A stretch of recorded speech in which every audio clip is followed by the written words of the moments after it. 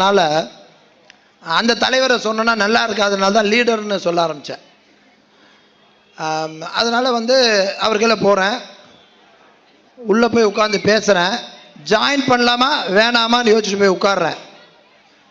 உட்காரும்போது இது ஆல்ரெடி ஒரு சின்ன இஷ்யூலாம் போச்சு. நிறைய பேர் நம்மளை பிரித்து விட்றதான உலகமே இருக்குது. அது மாதிரி ஏதோ நடக்குதுன்னு இருக்கேன். அப்போ சாரோட உட்காந்து ஒரு 40 நிமிஷம் பேசும்போது அவரை கேட்டேன், சார் ஒரே ஒரு கோரிக்கை என்ன அப்படின்னாரு. சார் 45 வருஷம் ஒரு மனிதரோட இருந்துட்டேன் அப்படின்னு சொல்லி என் செல்ஃபோனை கூட எடுத்து காமிச்சேன். அவர் முன்னாடியே ரஜினி சார் ஃபோட்டோ தான் வச்சுருந்தேன்.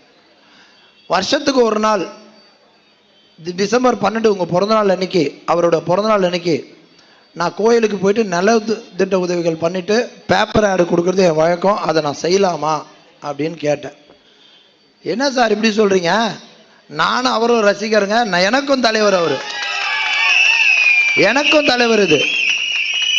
அதனால் அதெல்லாம் இங்கெல்லாம் கிடையாதுன்னு சொல்லி நீ ஸ்க்ரீனில் கூட அதே வச்சுக்கோங்கன்னு சொல்லி அப்படி சொன்ன அடுத்த நிமிஷம் இப்படியாப்பட்ட லீடர், பொறாமை இல்லாமல் எதிர்ப்பு இல்லாமல் யாரும் எதிர்க்காம அப்படி இருந்த ஒரு லீடர் தான் நம்மளுக்கு வேணுன்றனால துண்டை எடுத்து கையில் கொடுத்து எனக்கு போடுங்க சார், உங்கள் கையால் போடுங்க லீடர்னு சொல்லி தலையில் போட்டுக்கிட்டு கட்சியில் சேர்ந்தவன் நான்.